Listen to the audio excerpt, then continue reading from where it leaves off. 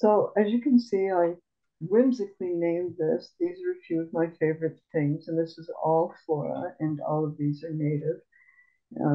As many of you know, I tolerate and actually rather enjoy some of the introduced species, but I thought I'd be a purist tonight.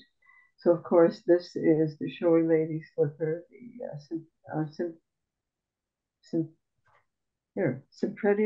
Cypripedium reginae, and Cypripedium reginae.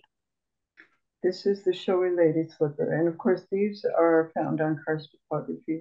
They love the gypsum that's buried in the soil, and you get huge plantations of them in the proper sites. And there's actually two sites here in Cape Breton where I go and I view them on an annual basis. And of course, they're absolutely magnificent, as you can see.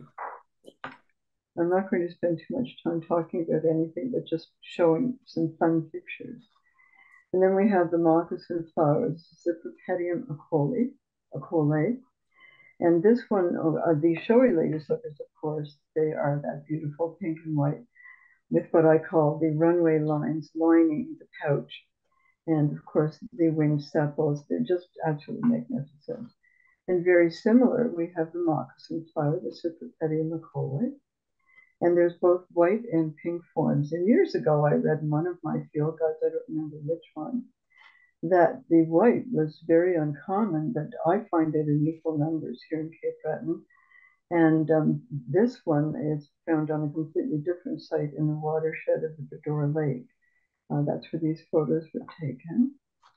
And then the yellow lady slipper, which is found just in many, many locations. You can see how absolutely magnificent these are. I think this is Of course, my each of them is favorite. similarly shaped with a very large slipper and huge sepals. Did someone say something? I'm sorry. Maybe could everybody mute unless you have a question? Thanks. And then I decided I'd get into some other orchids. And of course, these, the karst topography, of course, is very dry, almost to the point of being parched in many locations where the cypripediums occur. But these other occur in wetlands, sometimes in ditches, more often in bogs and swamp edges. The white fringed orga, the Platanthera blephariglottis. Why do they come up with these names? Is absolutely magnificent, and it is such a bright, pure white that it can be seen across vast acreages of swampland. It really is magnificent, with the lower petal being heavily fringed. And then to the right is the rose begonia, which is a very interesting orchid, simply because the stems are naked and it simply has basal foliage. And the stems are actually quite weak to hold up such a large and very, very showy flower. And the last I think of this group is the dragon's mouth, which of course is usually found in the sphagnum bogs. And that's where I found this one. This actually, Bob, these are from the bog trail. But when we were there last year, we were there too late for them, which is unfortunate. Then I jumped to a more woodland denizen, the Bethsheila or the princess pine, Chimaphila umbellata, which forms enormous mats. It has a beautiful whorled leaf that eventually produces these stunning flower heads that nod. It's quite remarkable when you see them in bloom like that. So the top left, of course, is flowers in full bloom. The center is plantation. The top right shows the world flower form. The bottom right is the capsules, the seed capsules later on in the season. And Bethsheila is actually quite a late bloomer here in Cape Breton. We don't get to see it starting until early August. And then by the early September to mid-September, the seed capsules have already formed. And then just because I love it is the blue flag iris. We see it everywhere, the iris versicolor. But it is just so stunning and it's so beautifully marked. I didn't think that I should leave it out. The baneberries, these are quite uncommon. This is the red one, the Actea rubra. Baneberries are found in normally hardwood-dominated dry forest situations.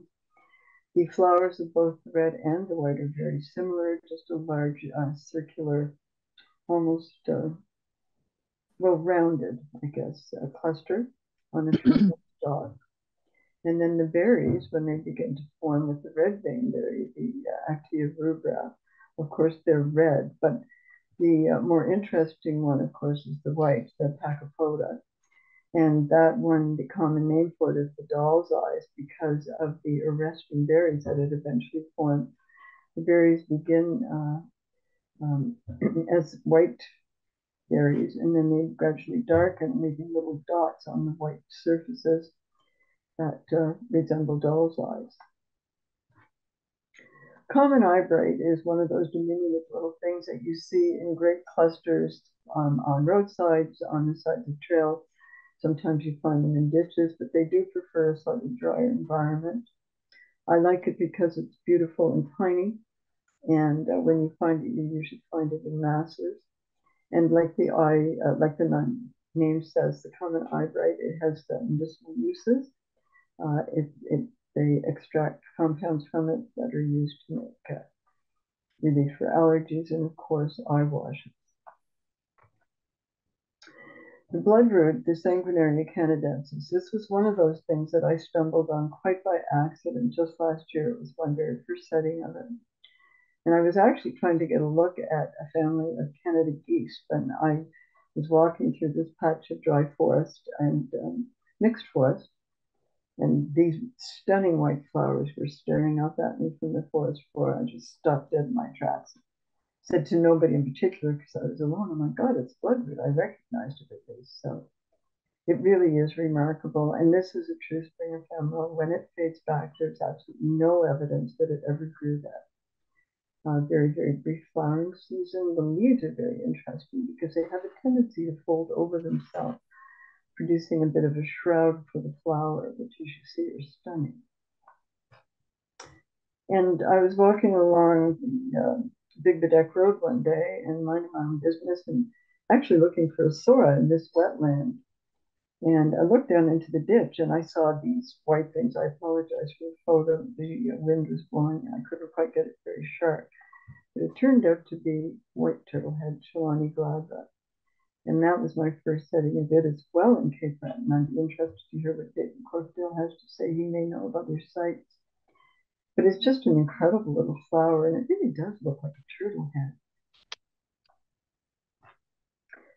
Then, of course, just the wild sarsaparilla, the Aurelia nudicalis. The reason that I included this is because I think it's interesting. We have the overhanging leaves, the compound leaf, and it's in threes. And then we have the flowers that appear on a stalk that divides into three, and the leaves actually overshadow the flowers. I'll do them during their growing season.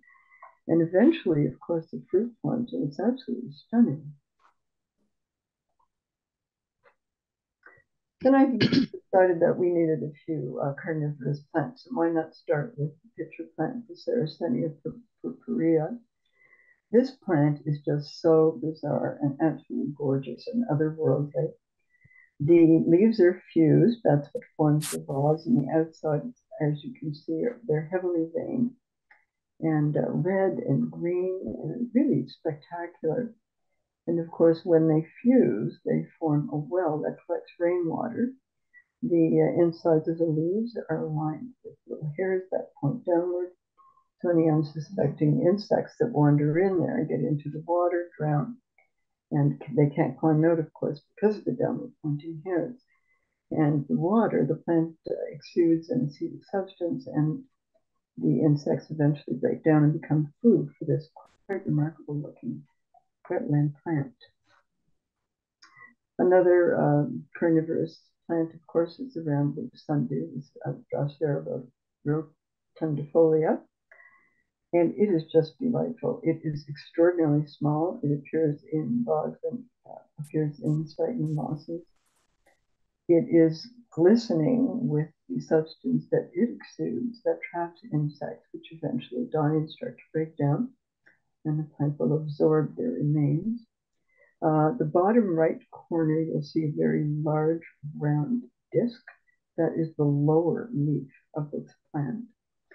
And in the top right corner, you'll see some little white spots, and those are the leaves held atop these really quite sturdy and erect stems. And in the top right-hand corner, you see where the flower stem is unfurling and the buds are there. That's the green spheres that you see the berries. Black crowberry is amazing. Means there's high density of people living there. Obviously, there's less vegetation, less natural areas for birds to live in. But birds that are living in urban areas can really capitalize on the human presence, and they can still survive in areas like this. I'm sorry, Lillian, could you mute, please? Was she saying something about something I was showing? Okay. So anyway, this is black crowberry and Petra nigrum. It is a low woody subshrub. On the photo on the left, you can see there's little tiny brown blobs that are protruding from the leaf axils beneath the leaves. And those are actually the flowers. They're very tiny. They are extremely pretty, very, very difficult to get a decent photo. But that's what they are. And then on the right, of course, are the berries, which are very, very important as wildlife food. And the lower right-hand photo just gives you an idea of the large masses that this plant will form, given the proper conditions. And you'll find it all over the place. You'll find it in at elevation, in open areas on the barrens, you'll find it on shorelines, you'll find it in open niches and woodlands. It's important, as I say, as wildlife food. And then twin flower, Linnea borealis, is absolutely stunning. Of course, these are evergreen leaves, and they are persistent all through winter, wherever there's no snow load. The top photo was taken on April 18th, and you can see along the very woody stems and amongst the very hairy leaves, and the leaves are opposite. You can see the buds are just starting to form. And then by July the 2nd, we have them in full bore. And I was talking to Ann Mills last year because we both noticed that there were enormous masses of this beloved little flower. And you find it on the margins of woodlands, can be dry places. You won't find it in particularly wet spots.